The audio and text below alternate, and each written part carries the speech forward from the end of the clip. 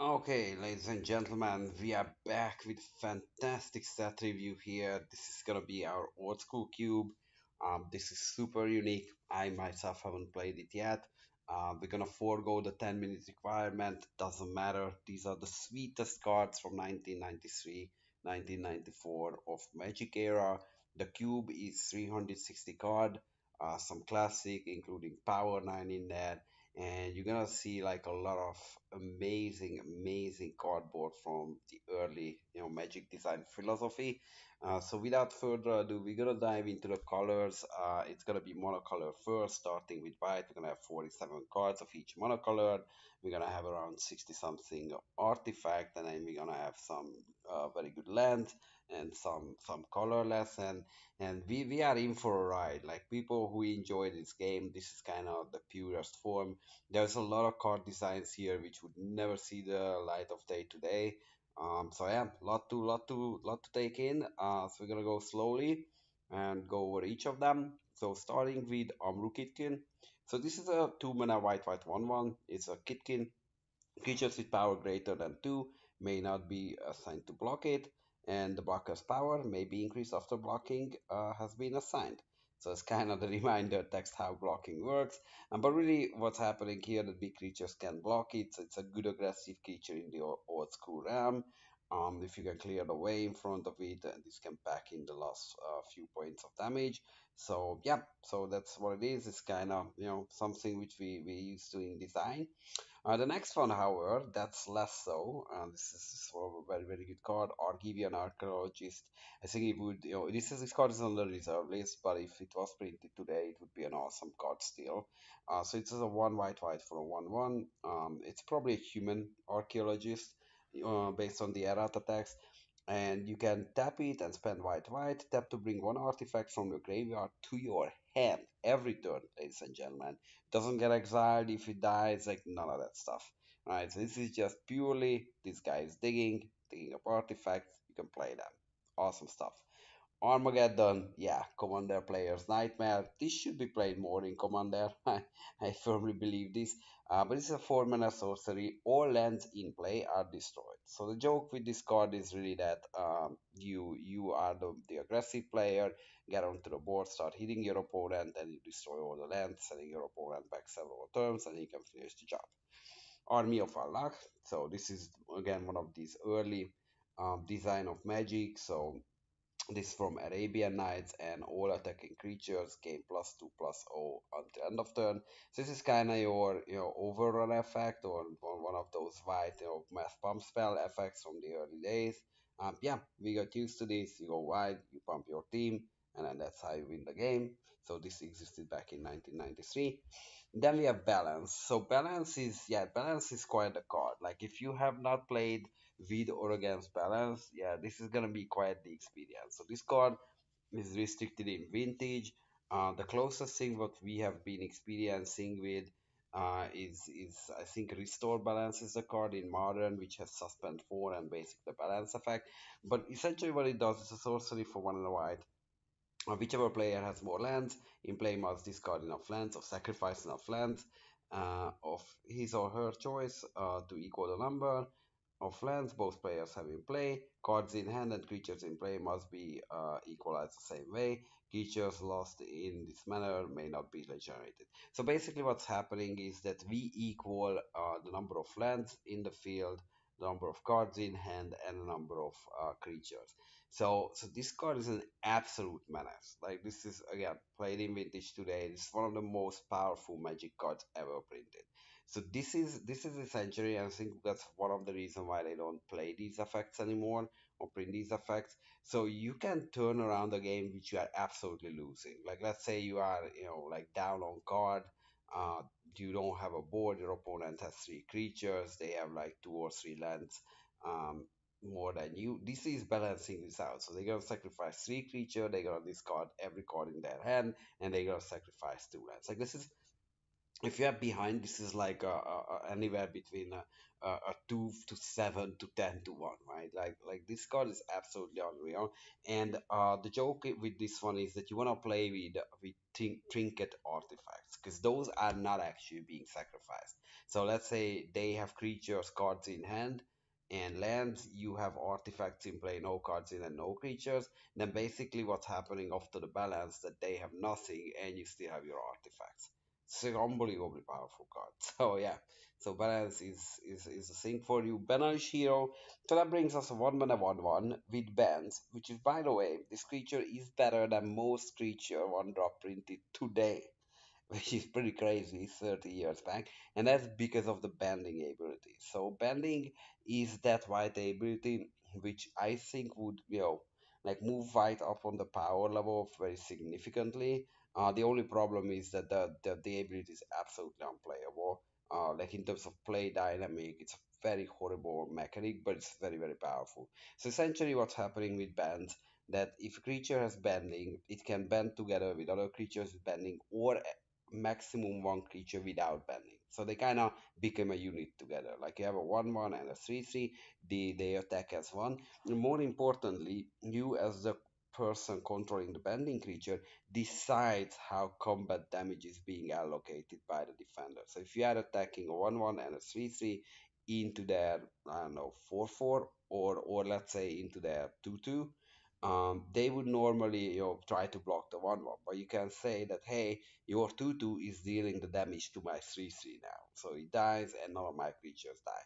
So essentially the shortcut here is that if you are the person without bending and your opponent has bending, you're never gonna get out of that combat unscathed. Like you always gonna be messed up in that combat. Like there's no scenario when you are coming out of that combat in any reasonable fashion. So keep that in mind. Place of Glory. So that now I need to read this one a little bit. Yeah, so let's go to card page here. Okay, yeah. So the errata test here is cast these spells only during combat before blockers are declared. Target creature defending player controls can block any number of creatures this turn. It blocks each creature attacking creature this turn if able. So yeah, that's a good combat trick. Like this is good at fogging like alpha attacks essentially. Yeah, I mean 1 mana instant. Like you can find the spot for it to set up and do like a lot of damage. Blessing, so this is white white for an aura. And then you can spend the white, target creature gains +1/+1. So that's basically the shade effect in white. Again, it's an aura, your creature can get 2/1, but it's very, very powerful. Once you land it and your opponent doesn't have removal, and you have like three plates open, you attack in, they are gonna find any good block with this. So Brainwash, that's also an aura. Target creature may not attack unless its controller spends 3 mana in addition to any other cost required for the creature to attack. Yeah, so this is like a soft pacifism. Essentially, they can play 3. It's only 1 mana though. So this is good at, thwarting basically early aggression. Clergy of the Holy Nimbus. So this is 1 mana 1/1, and when it takes lethal damage, um, the opponent has to pay one, or it's automatically being regenerated. So it's a weird regeneration where you are not the person who owns the clergy paying the cost, but your opponent needs to get through it.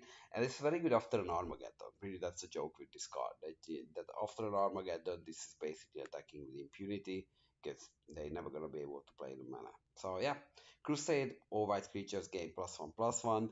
I don't know how good this is gonna be in limited, but in constructed, it's an absolute menace.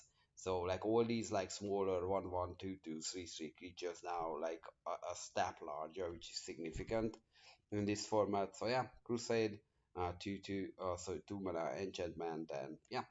So one of the most famous, one white pump spell. Unfortunately, also one of the most controversial. So keep that in mind, and if anyone feels uncomfortable about it, we can pull these cards from the cube, obviously. But it is part of Magic history. So Devenant Archer, it's a 3 mana 1/2, which is not impressive, but you can tap it and it deals 1 damage to target attacking and blocking creature. So this is, I think limited players know by now that this is deceptively powerful because it can mess up a lot of the combat maths, right? So like now, there's that scenario where your 3/3 trades with a 4/4 because you can ping it for one. So your creatures can trade up substantially, and also picking off, O ones, right, or the X ones. So that's very very good. Yeah, that's a good card. This enchant.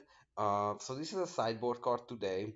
It's a one and a white instant target enchantment or artifact must be discarded, destroy target artifact or enchantment.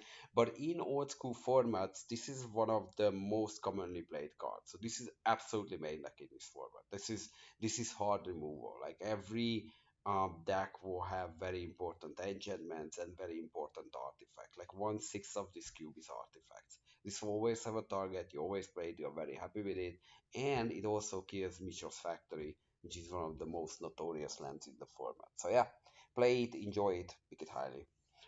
Divine Transformation. So that's yeah, that's also a quite clunky. I think even in those days standards, 4 mana aura.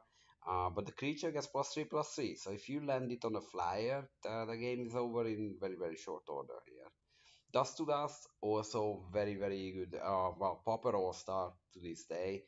So it's a one white white sorcery. Removes 2 target artifact from the game. So exile 2 artifact essentially. Yeah, this is very good. You need 2 targets. So you can cast if they only have 1 target, but if they have 2 targets, yeah, that's one way to get ahead in a game of Magic.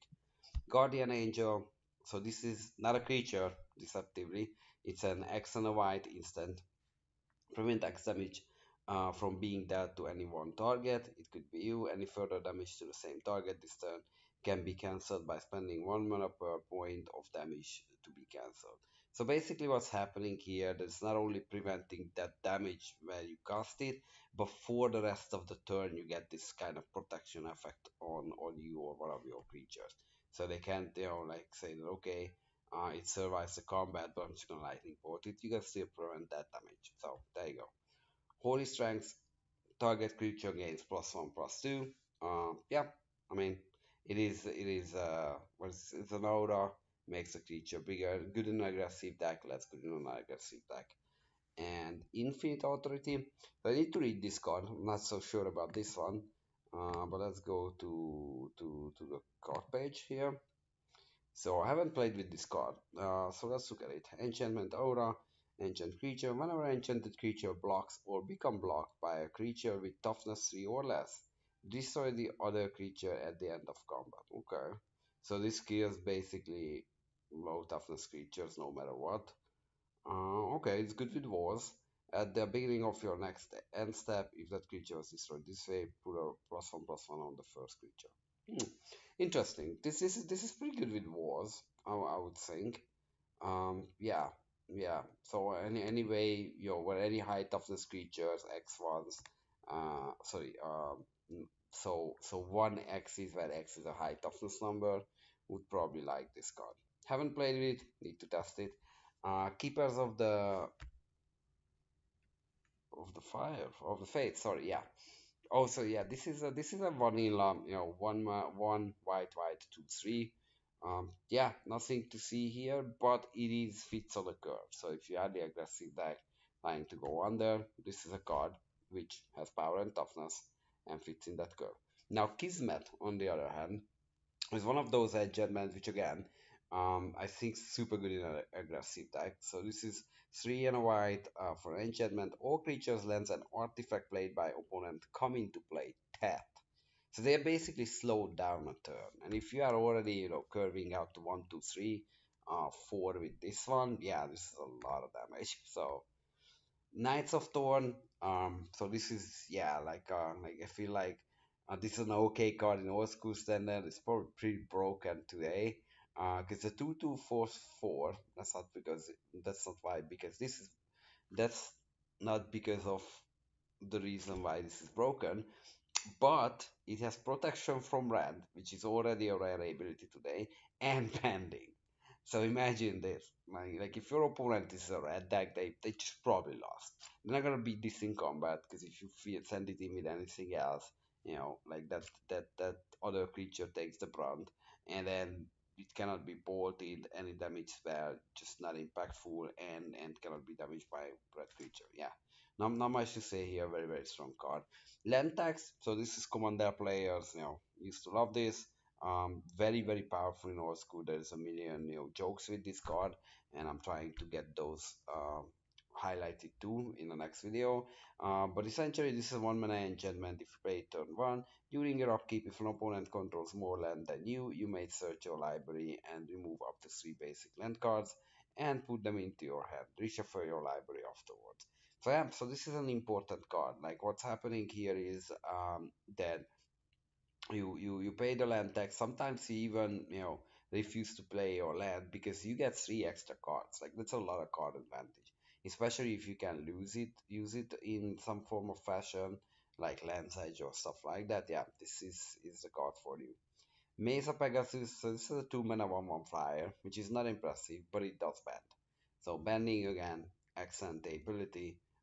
Yeah, so you do it. Notably, keywords are not, I think, translated with bending. So if you bend the flyer and a non-flyer, the flyer flies, but they can still block the unit because they can block the non-flyer. I think that's how it works. So yeah, yeah, bending is very strange. That's one of the reasons why that's not like printed in cards today. It's very difficult to play with. Mode. So this is 4 mana, 2 white. Non-flying creatures cannot attack. And this is an enchantment. It's symmetric, but you are obviously the flyer deck when you play this. And if your opponent can't kill an enchantment, they're probably gonna lose to this card. Yeah, this is an unbelievably expensive card too, and it's an unbelievably powerful card. So there you go, vote for you. Moorish Cavalry. So this is 2 white for a 3/3 Trampler. Again, that's why we were in old school times. But this is a white Trampler, notably. So yeah, play it, enjoy it, try to make it bigger with the actual Divine Transformation, and then you have a 6/6 Trampler. Okay, Osai Walters. So this is a 2 mana flyer, but it works very strangely. So I remember this card is not that trivial. So what's happening with this? At the beginning of each end step, if creature died disturbed, put a carrion counter on this creature. Remove two of these, and it gets +1/+1 at the end of turn. Yeah, this is a very weak card in today's standard, but again, this is a flyer once again, which is important. Works with mode and occasionally can get bigger. So yeah, today this would get like +1/+1 counter every time something dies. But hey, that's 30 years later. Uh, Pearl Unicorn. So this is a 3 mana 2/2. So it's kind of the here giant stats. Yeah, it's a curve filler. So if you need something on your curve, this is the guy for you. Person Incarnation. So this is a 3 white 6/6, and then it has the ability that the caster can redirect any or all damage done to person incarnation to self instead, and the source of damage is unchanged. If person incarnation is destroyed, caster loses half of his or her remaining life points, rounding up the loss. So yeah, you don't want this to die, but like mostly they're not gonna be able to kill it with damage because you can take that damage. Some black spells like Terror kills it, and most white spells maybe like Exile it. So yeah, so you have a pretty solid body which can rumble, and yeah, there we go. So Person Incarnation for you. Pikeman, that's another vicious card. So this 2 mana 1/1 bending first strike. Yeah, solid stuff. Preacher, so this is a 3 mana preacher. It's a human. So 1 white for a 1/1. And this the errata text is actually much better. So let's look at that one. Essentially, what's happening is that you can choose not to untap this, and you can tap it. And as long as it's tapped, you gain control of target creature or opponent choice they control. So they choose a creature. That's an important one. But this is also the joke with this one is if you have sacrifice effects in your deck, then you could take it with preacher, sacrifice it. So yeah, so that's really what it is. Or you just take out a blocker from commission, right? When you need to attack through, and then like you just take something out, and then yeah, you can do an attack.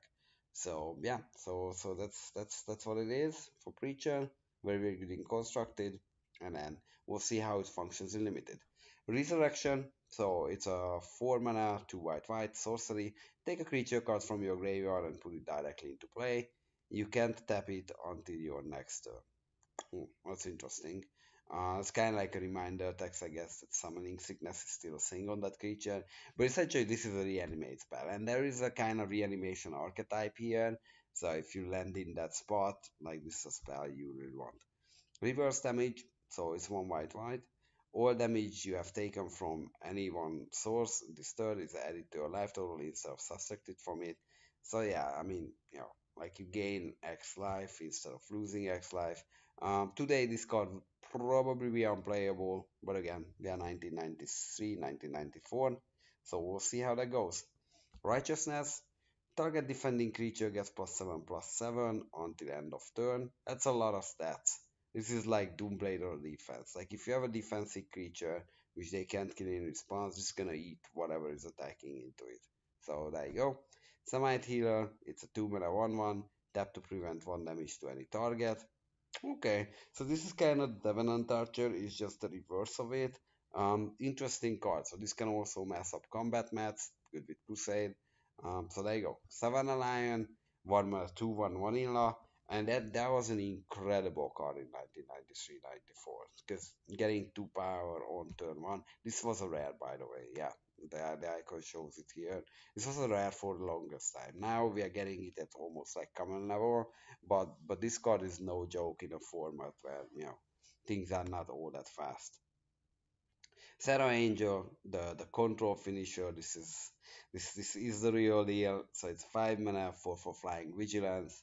Not much to us. This is good in today's standard. When they print it, you put it in your deck, even as a reprint. So yeah, it's awesome card, classic artwork. So you're gonna love it. And then we go, ladies and gentlemen, to Shahrazad. So yeah, Shahrazad is quite the card. I think this is one of the most um, interesting and exciting flavor design of all time. Unfortunately, it's banned in every format, including Vintage, because it alters the way the game is played, like physically.